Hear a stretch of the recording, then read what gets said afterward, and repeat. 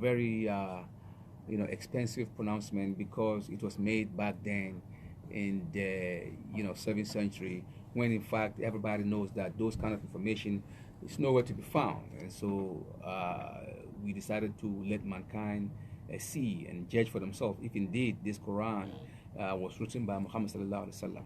And we begin with one of the miracles of the Quran. Actually, it's an evidence that the Messenger of sallallahu alaihi wasallam could not have write the Quran. When I was coming back from the United States to Ghana, I took Delta flight. It's an aeroplane, very huge Delta. So the flight was close to 10 hours and change. We left JFK and we landed in Kotoka, just one shot. There was no transit anywhere. So we were hanging in the air for 10 hours and change. And I was by the window looking at the horizon, and I'm just glorifying Allah subhanahu wa ta'ala. Look at mankind. Mankind have soared up in the sky, and mankind is moving. Mankind have made an aeroplane to be, a source of vehicle, which if you're going to be walking from here to United States, or from JFK to Kotoka Airport, it might take you maybe few years to reach here. But we made this journey in 10 hours, and that is the miracle of mankind today. We are glorifying the Wright brothers. The Wright brothers are those who came out with the concept of flying. But then again, we know today that extant books have clearly mentioned that the Arabs in Egypt were the first to jump from buildings. They have a little homemade or homemade kind of flying object. They have a wooden object attached to their armpit all the way to the end of the fingers, and they were simulating flying like a bird, and so people were laughing at them and stuff like that.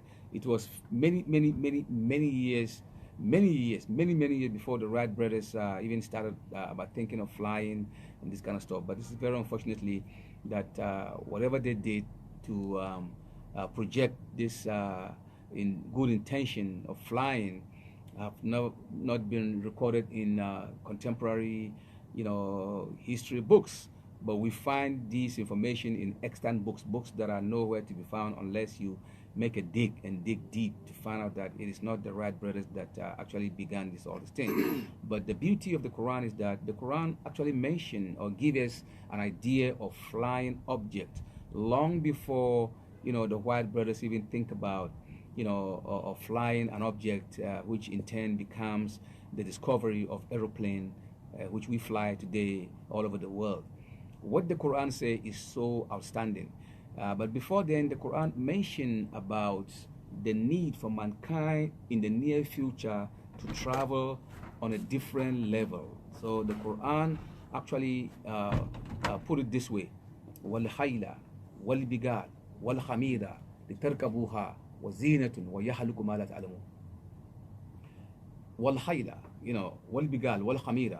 Allah is talking about the domesticated animals, like the horses, like the donkeys, like the mules, like the horses. These are the mode of transportation back then in the time of Muhammad sallallahu alaihi wasallam. That's over 1,439 years ago. What happened? Why this revelation came down was that the pagan Meccans are very rich, and the early Muslims were very, very poor. They don't even have a horse. They don't even have a donkey. Most of them are slaves. Most of them, they are misfits in the society. Nobody regard them to be anything within the societal climbing of leadership or hierarchy, and so therefore they look down upon the Muslims because they're very poor.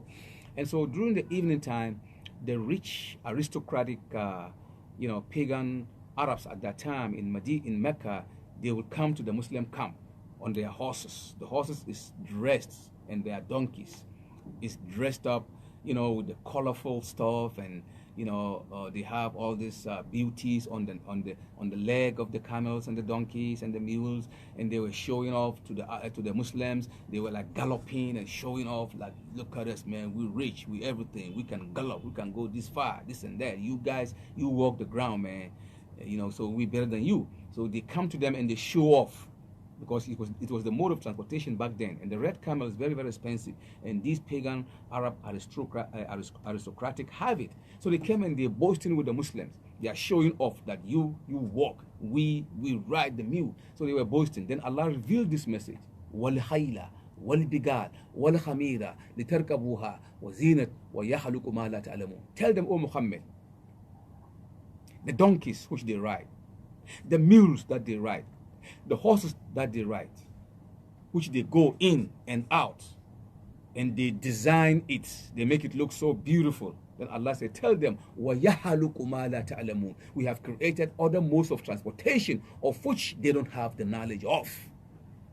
Clearly, Allah had given the forecast of a mode of transportation that will be superior than the one that they are boasting with, because they are boasting with the mules and camels. And so Allah said, وَيَحَلُقُ مَا لَا تَعْلَمُونَ. We have created something of transportation of which these Arabs don't have the knowledge of. وَيَحَلُقُ مَا لَا تَعْلَمُونَ.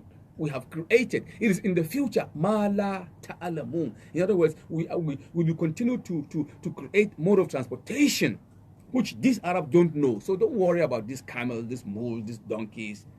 Forget about that. Don't you worry about if they are boasting with it.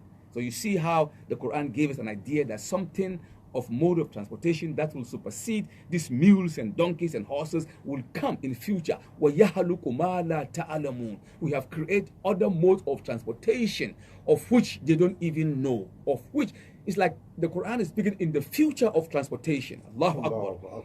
How could the messenger say, okay, you know what, let me write in my Quran there's going to be a lot of mode of transportation of which these people don't know? It's impossible. Even now we can't think like that. So how could he have come with this concept? Definitely it is something that Allah have given him so that mankind will see the miracle or the fulfillment of these self-evident miracles in the Quran. Number two, like I said, I flew from United States to here by air. You go to Mecca by air. Some people go from Accra to Kumasi by air and stuff like that. We fly the air. What normally takes to be 4 hours, 5 hours, when you fly, it's like 25, 40 minutes. Imagine from Accra to Cape Coast is 16 minutes. From Accra to Takoradi is 28 minutes. Can you imagine that? That's by the time I get down to the steps, the time is up. So it is a mode of transportation that will come. So Allah said about Sulaiman alayhi salam, King Solomon, Allah gave him a mode of transportation. Look at how Allah beautifully choreographed this word and placed it neatly in the Quranic context to make sense of the future of transportation that supersede the mule and the camels and the donkeys. Allah said, وَلِسُلَيْمَانَ رِيحًا آسِفَةً تَجْرِي بِأَمْرِهِ إِلَى الْأَرْضِ الَّتِي بَارَكَنَا فِيهَا. Allahu Akbar.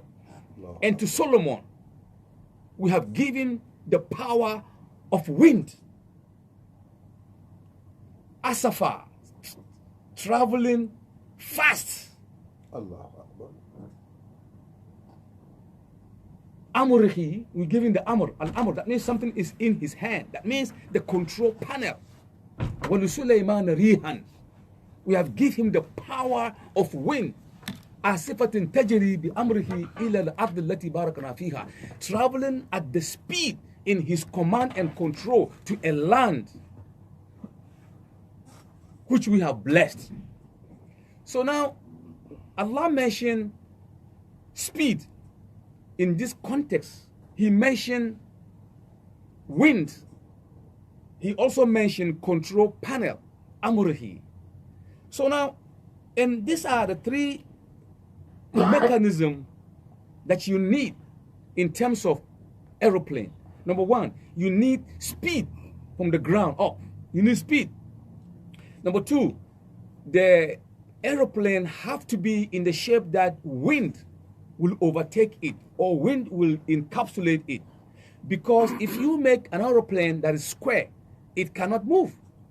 You make it a pentagon type or hexagonal, it's not going to go. But you have to make it round like a bird. It should be round so that the air will oscillate around it. So Allah mentioned speed. He mentioned wind, and he mentioned control panel. And he mentioned to the blessed land that we have created. So now these are the components. You need speed, you need wind to lift up, and you need propulsion. That is the balance and the equilibrium of the aeroplane once it goes to the sky. Then you need the control panel, which is the cockpit. We call it cockpit now, where the engineers or the pilot stay. I'm going to read the Quran again, and you're going to think with me. وَلِسُلَيْمَانَ رِيحًا عاصفة تجري بأمره إلى الأرض التي باركنا فيها. He mentioned speed, he mentioned wind, he mentioned amrihi. That is, it is in his hand, control panel. Who, if not Allah subhanahu wa ta'ala, could have mentioned this information that makes people today to think about the construction of aeroplane? Before the Wright brothers think about aeroplane, the Quran have presented us with a clear-cut formula. And these three formulas is consistent with the movement of an aircraft.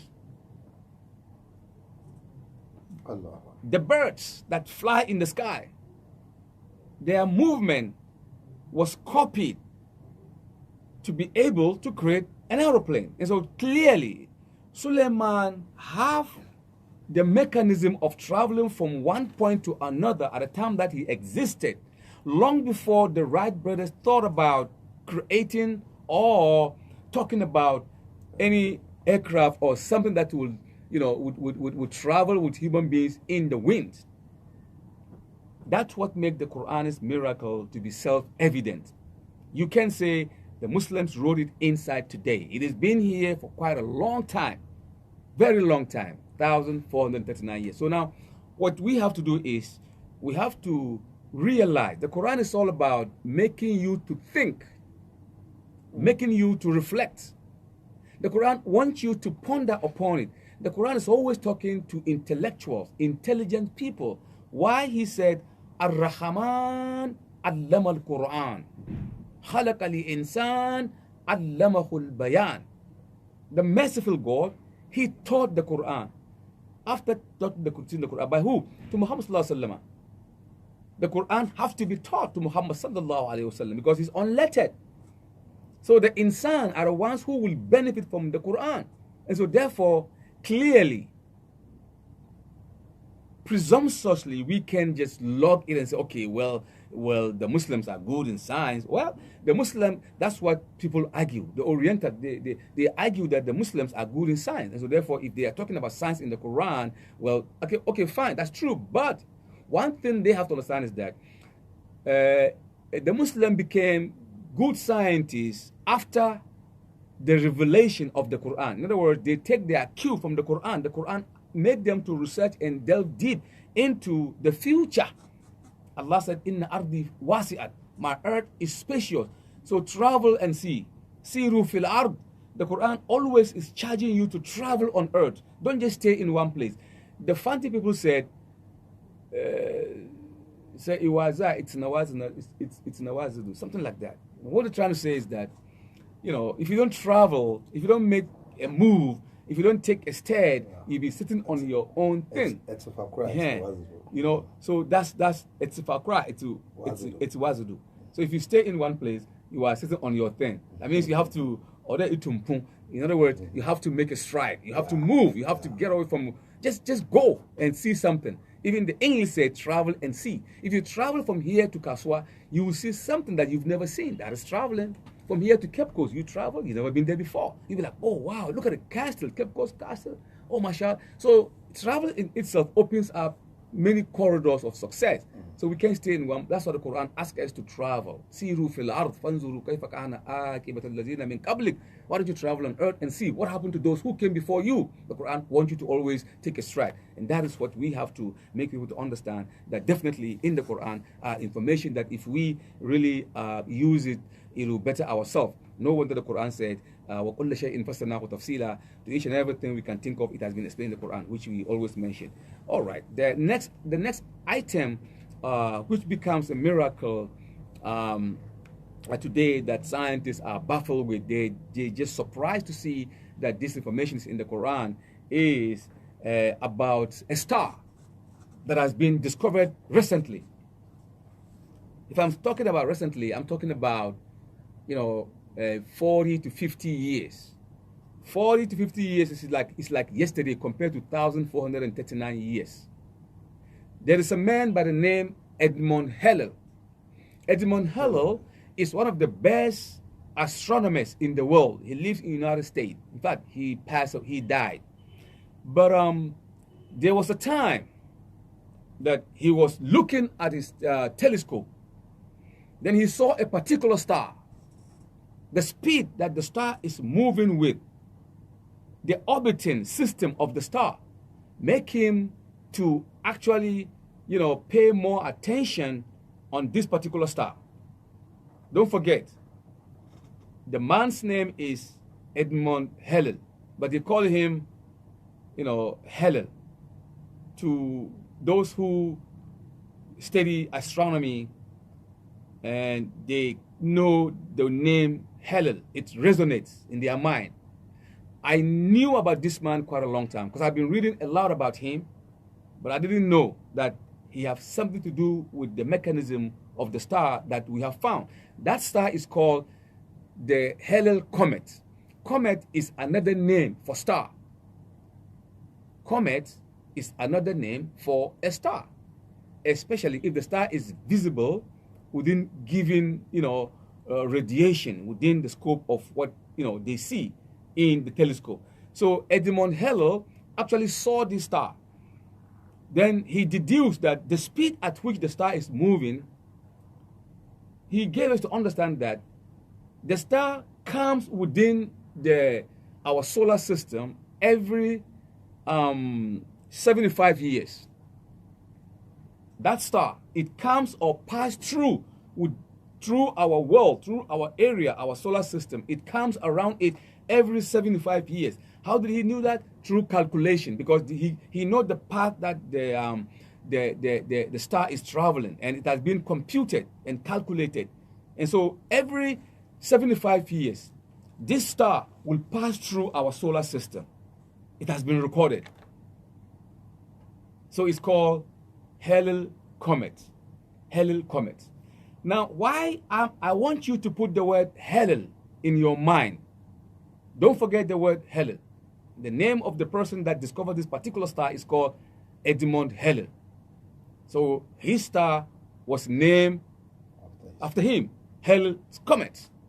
Now, if we look at the Quran, Surah Al-An'am, Quran chapter 6, verse 75, there was a verse that Ibrahim alayhi salam, Abraham, when he left his father's house, his father was an idol worshipper.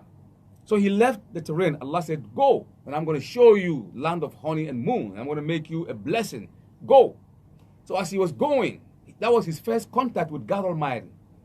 And so he saw a star. And he said, wow, that's got to be God. This star is God. But later when the star rise and fell, he realized, no, gods don't fail. Gods don't come and go. So that star is not God. Then in the night, again, he saw the biggest moon. He said, wow, this moon definitely must be God because it's bigger than the star. Then eventually the moon went down to the horizon. The moon vanishes. So Abraham said, no, man, this cannot be the God that created everything because it rises and falls. It's not God. That's not the God I'm thinking of. Then all of a sudden, when the day, break, afternoon comes in, he saw the sun. He said, wow, this must be the God because this sun is bigger than the moon and brighter than the moon, brighter also than the star. So it's got to be the God. But the report is, فَلَمَّا جَنَّ عَلَيْهِ لَيْلُ رَآ كَوْكَبًا قال هذا ربي فلما أفل قال لا أحب الآفلين. When he saw the star or the sun, he said, this is my God. But when it fell, rise and fell, he said, no, this cannot be the God that I'm thinking of. But do you see in my reading, I've mentioned a word.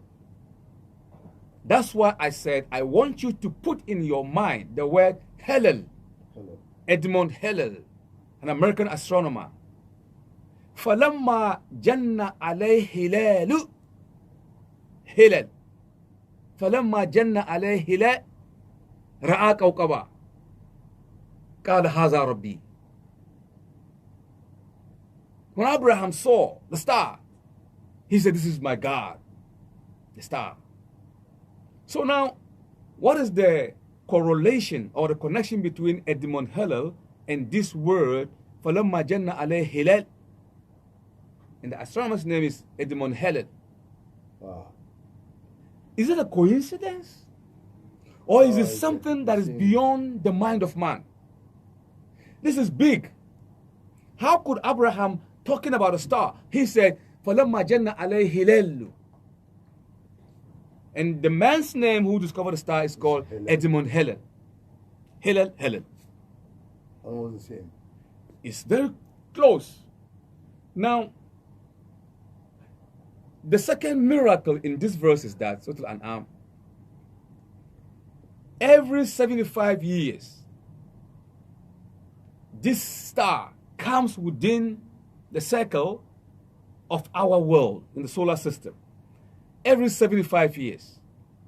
And lo and behold, Quran chapter 6, verse 75, it mentioned about فَلَمَّا جَنَّ عَلَيْهِ لَيْلُ.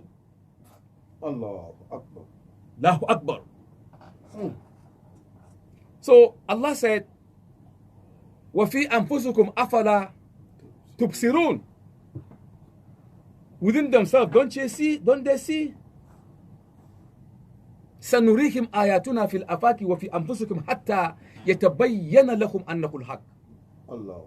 We shall show them our sign from the deepest region of the horizon and within themselves also until it becomes clear unto them that this is the truth.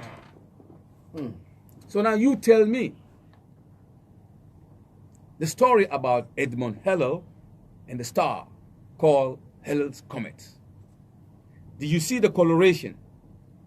Did you see how Allah make it such that we would see bit and bits of its miraculous aspect of the Quran? Muhammad have no way to know that there will be someone in the future whose name will be Hillel. So I'm going to say, فَلَمَّا جَنَّ عَلَيْهِ هِلَالٌ. It's not possible. Every 75 years, the star comes within our solar system and pass by. And in Quran, Surah Al-An'am, verse 75, again, this Hillel is mentioned, talking about the stars also. This is something that you have to think. But inna fi zalika la ayatin liqawmin yatafakkarun. All these, Allah said, are signs for those who think and reflect and analyze. That's how the Quran speaks. Allahu Akbar. Quran is not the book of science, no. It is the book of sign, ayat, S-I-G-N, sign. It is short of saying signs. It is not the book of science, it's a book of guidance. But Allah left, so to speak, his fingerprint. I don't mean physical fingerprint. Allah left certain principles or certain ideas and ideology in the Quran that will make you think of a Quran to be a superior book. If it is a book written by Muhammad sallallahu alaihi wasallam, it would have been compromised. And scientists are saying no human being will be able to lie for 17 years. You cannot keep on lying for 17 years without you being busted in one way or the other. They will catch you if you keep on lying for 17 years. So if it is a lie, the Quran has been lying for the past 1,439 years and nobody caught it. That tells you the Quran is a force to reckon with, more especially in the month of Ramadan. So I implore each and every one of us to read more of the Quran in the month of Ramadan. Not just reading, because if you read, you will get the blessing. But if you reflect on the verses also, you will get double blessing. Because Allah said, أَفَلَا تَدَبَّرُونَ. Don't you analyze the Quran? Don't you research it? So besides reading and getting the blessing, you also have to analyze. As one scientist who live in America, I think it's John Abry. No, Mamadou Pictor. Mamadou Pictor is a white man who lived in Britain, in Great Britain, in England. Before he became a Muslim, as he was mentioning about when the Quran is being recited, he said, if you hear the Quran being recited by the mu'adhib or the qari, it is as if there is a guitar underneath the pronouncement of the verses. On top of it, there is a saxophone echoing at the back of the sound. And then when it comes onto you, it is as if a whole band is playing, juxtaposed with the voice of the reciter. He was trying to explain the beauty, especially of Abdul Basit Abdul Samad, because that was whom he heard.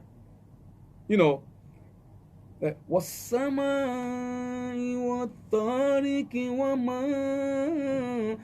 kind of stuff.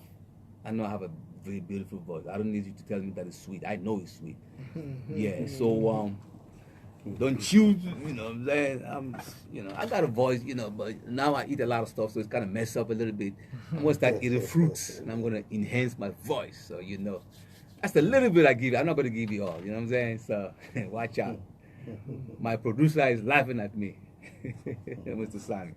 MashaAllah. So, you know, when he was explaining the beauty of the rhythm of the tajweed that is coming out of the mouth of Abdul Basit Abdul Samad, and you all know Abdul Basit Abdul Samad have no equal in terms of Quranic reading, the tartil, the tajweed. You know, it's so beautiful that if he's reciting the Quran, you don't want to stop. And so that's what it means actually. But eventually, Muhammad Pictor became a commentator of the Quran, and then he is the one that translates. If people read the Quran in Arabic, he translates it into English. So he have a book that is written, a translated Quran by Muhammad Pictor. He translated the Quran from soft English, today's English, from Arabic into today's English. But by the way, the English Quran. The English Quran is not the Quran. We don't accept that as the Quran. It is the meaning of the Quran, the effort of the translator to give us the meaning, the nearest meaning based upon his understanding. So we call that Holy Quran. It's in English, but it is not the Holy Quran. It is the translation of Mamadou Pictor, Yusuf Ali, Dari Abadi, Ibrahim Maududi. That is their translation into English. But the Mus'haf, the Arabic Mus'haf, it is the Quran revealed to Muhammad sallallahu alaihi wasallam. As each and every translator have his independent choice of word to translate the Arabic into English. So we don't really say. Sometimes if we're doing exercise in terms of logic, you say, okay, there was a time I was doing a lecture in Columbia University in America, and technically I said that the Quran in Arabic and the translation side by side together is not the Quran. So the Muslim were like, what are you talking about, Sheikh? We thought this is the Quran, man. Now you saying it's not the Quran? Yeah, because it has the Arabic and the English. I say, yeah, it's not. We can say it is the Quran. But argument is beautiful because look at it. If Yusuf Ali translation, the Arabic side by side with the transliteration and then the translation, we said Holy Quran, translator Yusuf Ali. I say it's not the Quran. Why? Because if you take it the Quran as a whole, it contains the Arabic Mus'haf, yes. And then it also contains the translation of Yusuf Ali inside. It also have the transliteration of Yusuf Ali inside. So Yusuf Ali words is inside that Quran. So we can accept that logically to be the full Quran. It is a Quran, yes, but translated by Yusuf Ali.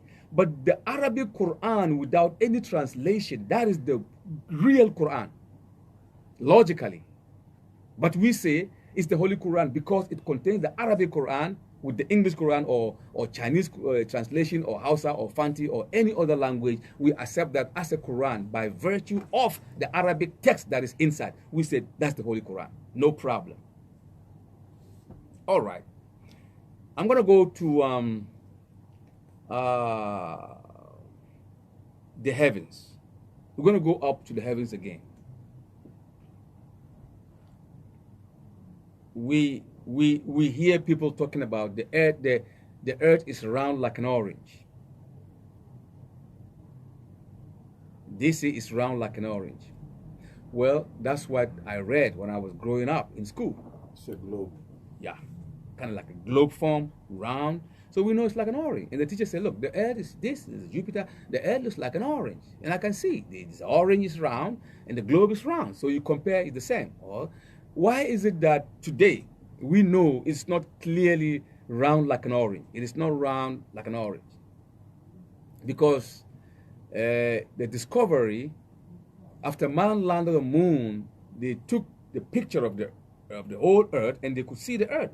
So if they join it together, they can clearly see that it is a spherical in shape. It is not actually round. It is round, but not like round, perfectionally round like an orange. It is spherical in shape.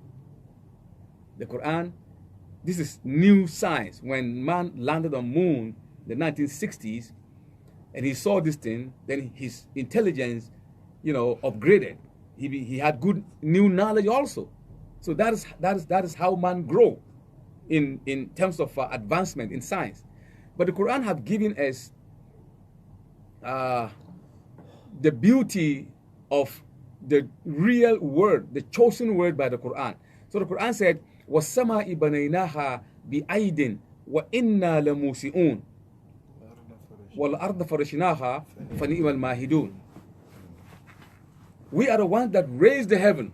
وَالسَّمَاءِ بَنَيْنَاهَا بِأَيْدٍ. We created the heaven بِأَيْدٍ, with might. Then Allah said, وَإِنَّا لَمُوسِئُونَ. Then again, there is one ayah which most Islamic mufassir, they use that to explain this particular وَالسَّمَاءِ بَنَيْنَاهَا بِأَيْدٍ. They say, وَالْأَرْضَ بَعْدَ ذَلِكَ دَهَاهَا.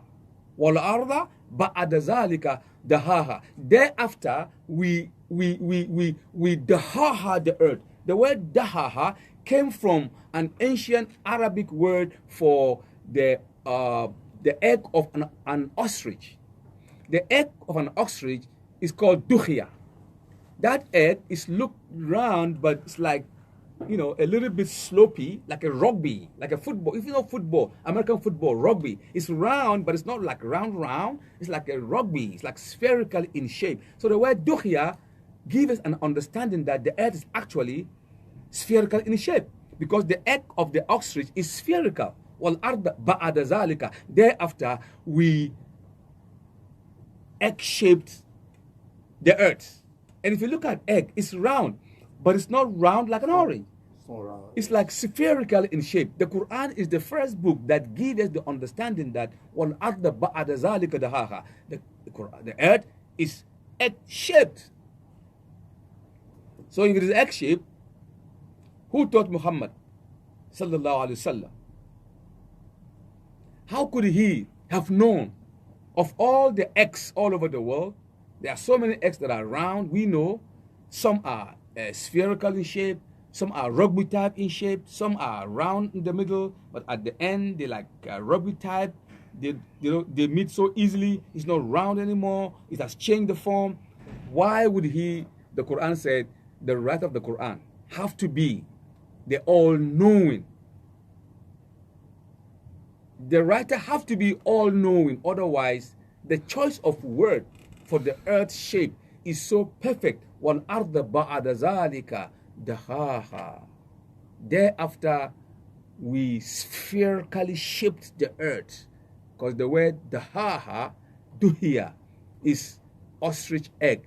And the shape is like a rugby. And that is exactly how the globe should look.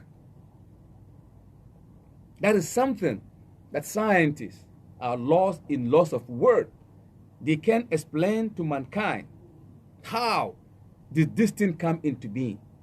That a book written in the Arabian desert, first of all, for Muhammad sallallahu alaihi wasallam be able to write the Quran, let's do this exercise. Think with me. First of all, he have to write down the Quran. He have to write everything in his head. Write it down. After he write it down, he have to memorize all of it. After he memorized all of it, now he have to be reciting it to say that, okay, it's a revelation. But one thing in mind you have to do is that if you write the Quran, all of it, the whole Quran, it's not going to fit inside this house at the time that Muhammad exists, because It's written on the backbone of a camel, on the thigh, hind leg of the camel, on the skin of animals, the hide. So how many, like Surah Al-Baqarah, how many skin would you need to write Surah Al-Baqarah? About 700 or 800, maybe close to 1,000. Surah Al-Baqarah. Okay. How many hide skin of camel would you need to write Surah Ali Imran? You need about 800. Huh? How about Ma'idah? How about An'am? You need a lot. So the whole Quran, we have it today in our hand, like it's nothing, in our pocket, even in our phone. But back then, they write on wood, low quality material, bones that have been put in the sun for it to dry. Then they begin to write on it. But the miracle is that it doesn't fade. If they write on it, it doesn't fade. So if I'm going to write Alhamdulillah Rabbil Alameen, do you know how long it's going to take me? It's going to take me like maybe 5, skin of a lamb or a goat or a sheep. 5 skin. I'm going to be writing on it. So you see the difficulties. So first of all, Muhammad have to think of what he's going to write, and then he's going to write it down as he think. He'll write everything down. People will see him writing. They will catch him writing. He's going to be caught writing. But there is not a single report that we saw him writing something. The Quran testifies to that. وَمَا كُنْتَ تَتْلُو مِنْ قَبْلِهِ مِنْ كِتَابٍ وَلَا تَخُطُّهُ بِيَمِينِكَ إِذًا لَارْتَابَ الْمُبْطِلُونَ. You, O Muhammad, were not in the habit of writing with your own hand, nor did they ever see you learning from somebody else. Had it been you've learned and write, they would have had a reason to doubt this book. Can you imagine writing down the whole Quran from your head? After you write it down, then you have to hold it and memorize it. After you memorize it, now you have to bring it out again and say, okay, this is a revelation. But the argument is that whatever situation they found themselves for the past 23 years, revelation will come to solve that problem. How could that be? How could he have known that, okay, in 10 years, we will fall in this kind of situation, and so therefore, this ayah will be reserved for that? It's impossible. The whole book is a mystery. The way the Quran was written, it is not the way you and I write our books. My books are outside by Sheikh Mohammed Awal. My name is there, Sheikh Mohammed Awal. Well, I'm not Sheikh. They call me Sheikh. I'm sorry. It's Mohammed Awal. I don't know. They call me Sheikh. TJ Demon. They call me Sheikh. But so, okay, granted, I wrote at the back of my book, I write, it's like author Sheikh Mohammed Awal. All my books, that's the name they bear. And you find, okay, I was born here, I went to school here, my mother's name is this, my father's name is this. That's how we write our books. Any book of authority, any book of religion begins with that. Any book, it begins with once upon a time syndrome. In the beginning, you know, this is how it begins and everything. The Quran is not, is absolutely not like that. It didn't begin with Muhammad's name. There's no mention of his father's name in the book. The companion's name is not in the book. What kind of book is this? It doesn't give any biography of Muhammad sallallahu alaihi wasallam. It doesn't mention that the Quran is the word of Allah. So it speaks as the word of Allah. Ikra bismi rabbika allazi khalaqa. Khalaqa al-insana min alaq. Ikra wa rabbuka al-akram. Allazi allama bil qalam. Allama al-insana ma lam ya'lam. Full stop. Did you see the force at which the Quran speaks? The Quran speaks with a different tone, with authority and power and conviction. That's what makes it superior over all books. And so if you say Muhammad wrote the book, clearly you are mistaken, or maybe you are not learned in terms of the science of the Quran. This book could not have been written by Muhammad sallallahu alaihi wasallam. In view of the knowledge at the time that he existed, we have to discount this hypothesis that he wrote the book. Impossible. The Quran exonerated him. But you didn't write with your own hand, O Muhammad. The Arabs are watching you. If you wrote, they would have seen you. And they would say, oh, we saw him reading and writing. We saw him, that he was sitting by somebody, he taught him. No, there's not a single report of that. The enemies were waiting to see any flaw in you so they will pronounce it. Meanwhile, your life story is like a book in front of them. They know when you were born, where you were born, who born you, how old were you, where did you go, what happened. They know you. They know everything about you. The only human being on the face of the earth that we have recorded everything about him is Muhammad sallallahu alaihi wasallam. The day he was born, the time he was born, where he was born, when he was born, who his mother was, who his father was, the way he walked, the way he talked, the way he think, the way he reasoned, the way he act, the way he dressed, the way he do everything, the way he eat, the way he drink, everything is recorded. Is there any human being on the face of the earth today that everything about him when he was born recorded? There's not a single human being. That tells you that Muhammad sallallahu alaihi wasallam's life is a mystery also, and the Quran, the way it came to him, definitely something beyond, our understanding. Having said that, I mean, for me, you, those of you who want to get involved, the number is 024-584-2728, 024-584-2728. You would WhatsApp me at the end of the program and you ask a question, and if there's any contribution that you want to make based upon what you just said, inshallah, you could get involved. And we also have to acknowledge Salim Kalmoni, Japan Motors, where the cars are, and Bassam El Hussein, CEO of Ultimate Supply in Adabraka, and Hajia, who is a businesswoman in Accra, who gave us a lot of contribution in terms of monetary wise, so we continue and do this program as it comes to you live on Marhaba FM. Yeah. And so the next item can be found in one Quranic verse that talks about rain. It rained this morning. TJ Tijani Ahmed, it rained this morning, right? It drizzled up. It drizzled a little bit this morning. And I live in a state in America where rainfall always happens. Within a week, at least, in Seattle, Washington. I live in Seattle, Washington. In a week, we might have like 3-4 times rain. It's always raining all year round. Rain, rain, rain. So if you have that sickness called arthritis, I don't think it's advisable to go and live in Seattle, Washington. It's not advisable. So in Seattle, Washington, it's always raining. So we have forecast. Sometimes they give us like 2 weeks forecast. The only state in America that we get consistently, long days of forecast is in Seattle, Washington, because it's always raining. So they give us the forecast, when it's going to rain. Tomorrow it's going to rain. It's going to start by 8 o'clock in the morning. It's going to finish by 12, and then it's going to pick up. The clouds going to be this and that, condensed. How they talk, the meteorologists. How they talk as if they're the ones that are making the rain. And then they're going to say, okay, on Sunday it's going to rain by 2 o'clock, but then again it's going to be a little bit dense, and then after 8 o'clock in the night it's going to be this and that. They talk, man, and they explain how the rain is going to fall. These are meteorologists, weather forecasters. They specialize on giving us information. So in Seattle, they give us a long days, many days ahead of us, so we could plan our day about how to go about our business because of the rain and the change of temperature, change of the weather, this and that. So in Seattle, alhamdulillah, we get weather forecasting a lot. And the science of rainfall, the science of meteorology, is this: they study the weather. Let me tell you something. Anytime it rains, before it rains, just look up at the sky. Anytime it rains, look at the sky. You see small pieces of clouds. They're moving independently. You see them moving, and you'll be wondering, where are they going? We call those clouds cumulus cloud. Cumulus cloud are the ones that move independently before it rains. You see them moving, and you don't know where they're going, but they're moving. Small clouds, moving. Those are cumulus cloud. If they move and move, eventually they converge in one place. When they converge, it becomes cumulonimbus. Cumulonimbus is the process whereby the cumulus cloud accumulated and they change, they transform. Within the cloud, droplets, it changes formula, and then it becomes cumulonimbus. Then it thickens up. Then it begins to go up like a mountain.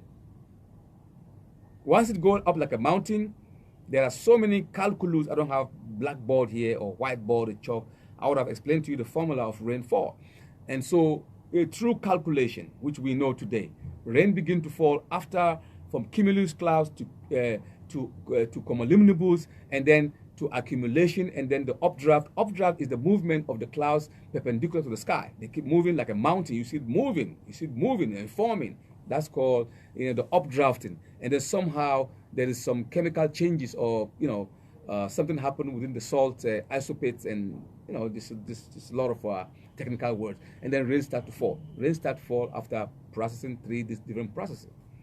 And so scientists, they read the weather, they bring it down to the laboratory in the computer, they analyze it, they can see the movement of the clouds, tells them exactly when it's going to rain because they know the speed, the movement, is it from northeast, southwest to the pole, this and that. They calculate everything and then it falls back. So they tell us the information and you think, how did they know? No, it's science. They've studied that and they have the knowledge of that. So therefore, they help in masses.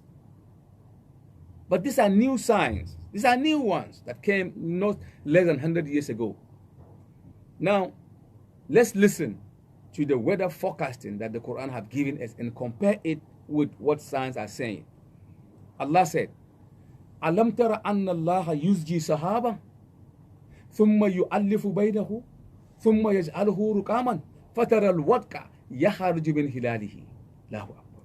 Allahu Akbar. Do they not see how we move the clouds gently? Alam tara anna Allah yuzji sahaba. Do they not see how we move the clouds gently? Thumma yu'allifu baynahu. Then we join it together. Fatara al-wadka yakhruju min hilalihi. When it becomes so dense, you will see the rain coming out of it. You see, the Quran says, do they not see? Allah expect them to see with their telescope. Reading the weather, Allah expect them to see. Do they not see? See how? With their telescope. Summa yu'allifu baynahu. See how we move them together and join them together. The first one is called joining, movement of the clouds, joining of the clouds, stacking, rain start falling. Cumulus cloud, cumulonimbus cloud, movement of the craft, upset, which is updraft, rain started falling. So who told Muhammad this? The same process. Who told Muhammad? So those who specialize on weather forecasting, when they heard this, they were like, Subhanallah, how could this man in the Arabian desert give us an information which we, through advancement, quantum theory and calculus, go into the space with radar and all this sophisticated instrument, we read the weather, we bring it down, we analyze it, then we were able to forecast. Now the Quran have mentioned all these things long time ago in the Arabian desert. Over 1,000 years. Over 1,000 years. So now, Maurice Bucaille, a French scientist, a surgeon, when he became a Muslim, he wrote the book, the Quran, the Bible, and Science. And in that book, he said, for anyone to believe that Muhammad wrote the Quran, that person have to also believe that at the time of Muhammad in Medina, he had a huge telescope and computer hidden somewhere in the desert, where if everybody goes to sleep, Muhammad will bring it out and he will begin to read it and read the weather and write in the Quran. Man, he say, if you believe in that, you become a laughing stock. You can't believe in that. He said, if you believe Muhammad have a computer, they will laugh at you. What do you mean? How could he? Where's computer? So now, who told Muhammad? No, let's be realistic. Who told him this information? That's what Allah said. وَيَرَى الَّذِينَ أُوتُوا الْعِلْمَ الَّذِي أُنزِلَ إِلَيْكَ مِنْ رَبِّكَ هُوَ الْحَقُّ وَيَهْدِي إِلَى صِرَاطٍ الْعَزِيزِ الْحَمِيدِ. Those with knowledge, O Muhammad, they will come eventually to know that you are on the right track and that it's Allah who sent you. سنريهم آياتنا في الآفاق وفي أنفسهم حتى يتبين لهم أنه الحق. We will show them our sign from the deepest region of the horizon within themselves until it becomes clear unto them that this is the truth. Allah Akbar. So, what are you going to do with the Quran? You just have to read the Quran. So we know how rain falls. But wait a minute. Let's take it to the next level. The rain that falls, we think it falls haphazardly, just like that. It rained in Accra. It rained in Cape Coast. It didn't rain in China. It didn't rain in Koforidua. It didn't rain in Kumasi. It didn't rain in here. In Kano State, it didn't rain. It didn't rain in Nigeria, nor in China, nor in Libya. It didn't, but it rained here. It didn't rain. Why? So people think the rain is just rain. No. Allah said no. Science are telling us today the rain is not haphazardly because every second we have 16 million tons of water fall from the heaven to the earth every second. Allahu Akbar. Science knew that when they discovered barometer. Barometer is the mechanism which they gauge the water, rain gauge. So they were able to raise, okay, wow. They know every second 16 million tons of water fall from heaven to earth. Allahu Akbar. That means every year we have 513 trillion tons of water fall from heaven to earth. The same amount also evaporated. Allah. It's balanced. It's like a cycle. The same amount evaporated, the same amount fall back. Listen to what Allah said. Allahu allazi nazzala min as-sama'i ma'a biqadarin fa ansharna bihi balatan maytan kadhalika tukhrijun. Allah is the one. Look at the miracle. Allah is the one that sent down the water in a measured form. Allahu Akbar. Nazzala min as-sama'i ma'a biqadarin. Allah is telling you and I that the water that came is measured. It's not just falling. Science is saying every year 513 trillion tons of water fall from heaven to the earth. The Quran also says the water that came from the heaven to earth is measured. In other words, it's gauged. How could Muhammad know? Is it possible Muhammad said, you know what? These guys, man, they're going to doubt the Quran. I'm going to write the Quran that it's measured. Man, please. It's not possible, man. If you think like that, they're going to laugh at you. Man, why are you thinking like that? Because there's no computer, there's no rain gauge back then when the Quran was coming down to Muhammad sallallahu alaihi wasallam. It came in his mind, in his heart. Sometimes the angel came. Sometimes you see that in the dream. And the dream of prophet and messengers is true. Like لَقَدْ صَدَقَ اللَّهُ رَسُولَهُ الرُّؤْيَا بِالْحَقِّ. Yes, haq, inshallah. I mean, Allah have solidified your dream that you've entered Mecca. He had a dream. So all the dream that the messengers and prophet have is true. Allah showed them the sign. Sometimes it's behind the veil, meaning there is nobody in between, not even an angel. Sometimes the angel brings us down. Sometimes they see the angel physical. Sometimes they hear the word of the angel. It comes when you and I cannot hear. You and I cannot hear. We will be sitting with him, but it comes to him only. That is the beauty of the Quran. And so therefore, we are saying that Muhammad sallallahu alaihi wasallam have nothing to do with the Quran. Definitely, I'm going to take time a little bit before I go. Again, the number 0245-842-728, 0245-842-728, and you want